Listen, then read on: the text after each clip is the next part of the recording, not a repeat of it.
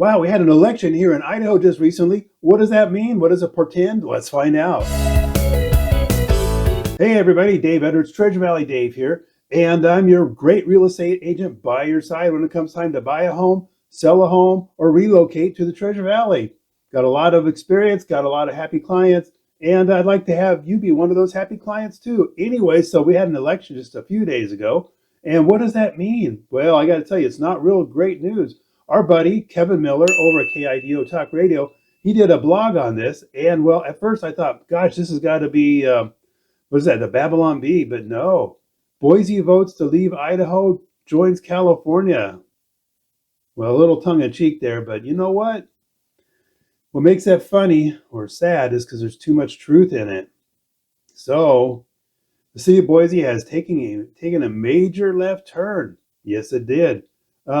And it probably did that too 4 years ago when it initially elected Mayor McLean, who, I'm going to say it, I believe that she has a lot more Marxist tendency than most people are comfortable with, most people in Idaho. But 4 years ago, she ran a very conservative sounding campaign. Of course, as soon as she got in, all the liberal stuff came out. Well, you can go through the history there. One of the things that she does is she championed the California governor's climate change agenda. And also, she's a big fan of Joe Biden. So what else? Well, she also has a city council now after this election that is more in tune with her, and it's going to allow her to spend more money on her social programs. One of those things that she has said, she made this election about progressive politics and running against Idaho's trigger law. So what's Idaho's trigger law? It's not anything to do with guns. It's Idaho passed a law that said that if abortion was ever overturned by Roe v. Wade at the Supreme Court level, that in Idaho, abortion would be illegal. So what does that mean for Mayor McLean? There she is. It means that she stated that she will instruct the Boise Police Department not to follow or investigate possible violations of the trigger law. So de facto, abortion is going to be quite legal in Boise. So you get mayors, Marxist agendas, picking out who to go after and who not, picking winners and losers, not based upon the rule of law, but upon political ideology. Gosh, where have we heard that before? The weaponization of the judicial system, the law enforcement system? Oh my gosh. Thanks, people in Boise. Idaho Freedom Foundation, they sent out this little newsletter. They caught my attention. Elections are rigged in Idaho. Well, apparently it's very true. So we're talking about a system that is designed to favor leftist candidates in local odd year elections. And that's exactly what we had this time. Wayne Hoffman takes a look, and we'll check out what he wrote. But first, I also want to throw this in as a bonus about how Idaho's tax collections are still robust, setting up the possibility of even more tax cuts in 2024. Are you hearing anything like that from in California? Probably not. So Wayne, he said that conservatives got beat in local elections because the system is rigged for leftists. He said candidates from the right got their butts handed to them. Leftists and leftist-supported candidates won city council, school board races statewide. Why? One of the reasons is that local nonpartisan races are largely a farce. So yeah, our down ticket races are nonpartisan. So that means, a lot of people just go to vote and they just vote all the D's or all the R's, and they're happy because they don't put a lot of time in to figure out what is a person all about. So these nonpartisan races, you'll get people out there, they sound great, they sound very conservative, and this has happened time and time again, they are very, very liberal, very, they're not what they sound. And we've had people that are very Marxist that try to get in there to like school boards and things like that. And because they don't have that little R by their name, they're not vetted by a party. And and that's another thing too, is our local different parties. I assume the Democrats are like this, but I know that I have people that I know on the Republican Central Committees, they vet their local candidates. And then they will put out information based upon their interviews with these people. And you don't get that in these nonpartisan races because they're nonpartisan. School board elections bring out government school employees. So yeah, there's something on you're a school employee, and the school employer says, hey, you need to go out and vote for this, just like we told you, because it's going to eventually affect your bottom line. So school board elections, they bring out school employees to get their people in. And it happens, and it happened this time. Also, government employees are voters too, and they're more likely to vote for leftist candidates, particularly true in Boise, as we've seen, because we have so many different levels of government there, because, well, it is the state capital. And so they really kind of dilute the voting power of normal voters, who may be less inclined to vote in odd year elections, local elections. So what does that mean? Well, maybe normie voters should be more focused, more energetic about getting out there and voting.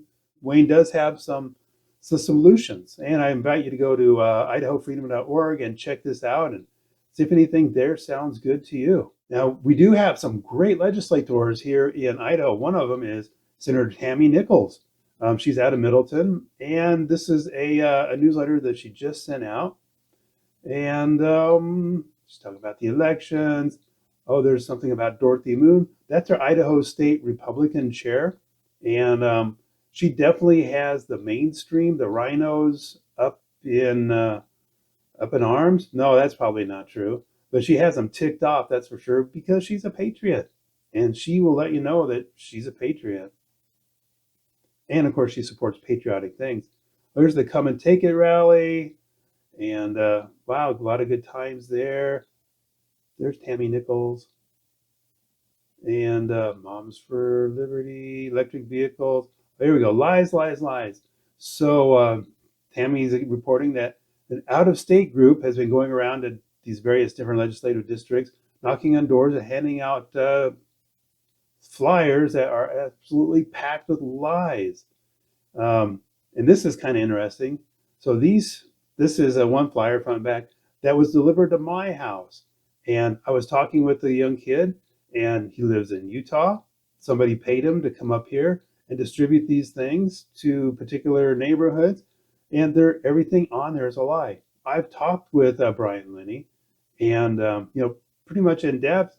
And I've also talked with Tammy Nichols, and everything on here is just total lies.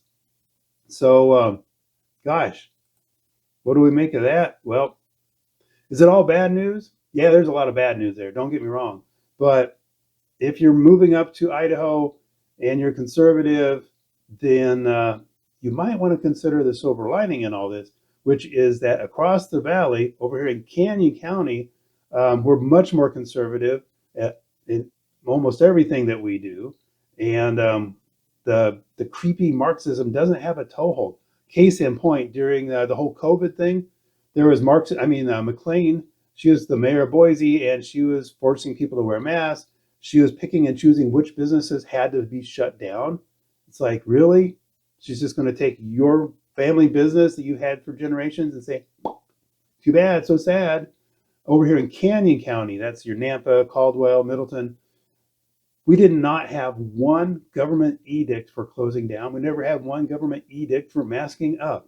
And that's just the difference between Canyon County and Ada County, between Nampa, Caldwell, and Boise. So, another benefit, another bonus for you. Your housing dollar goes a lot further in Canyon County. The same house that you could get in Boise, you could get in Nampa, typically $100,000 to $125,000 less. So now, don't get me wrong. If you're a lib and maybe borderline Marxist and you want to live in Boise and you got nothing but money to spend, I'm going to be more than happy to help you and find you the very best house possible. But if you're more conservative and you like to get the most value for your dollar, I'm your guy. We've got places that we can find you that you're going to absolutely love. Anyway, hey, thanks for stopping by. We need your help up here. Oh, yeah, what can we do to fix all this stuff? Well, make sure you read Wayne's thing. But it's the legislature that has set different policies in place. that allow it for Marxist leftists to take over. Also, these out-of-staters that are coming up here, out-of-state people, out-of-state money to have this influence. They're trying to turn Idaho into, well, what Arizona has already become, what Colorado has become, and what a lot of Texas has already become. So we could use your help up here to fight against that. We're nowhere near on the level of what California is, or Oregon, or Washington, but we don't want to even come close. So when you get up here, let me know. I got people that you can talk to, going to get involved. It's going to be great. Well, hey, thanks for stopping by. We'll see you on the next video. Hey, thanks for stopping in and learning more about real estate in Nampa, Idaho and the Treasure Valley. If you'd like to learn more, watch this video here next or binge on this playlist. When it comes time to sell a home, buy a home, or even relocate to the Treasure Valley, your Treasure Valley Dave team is your real estate expert by your side, helping you get home.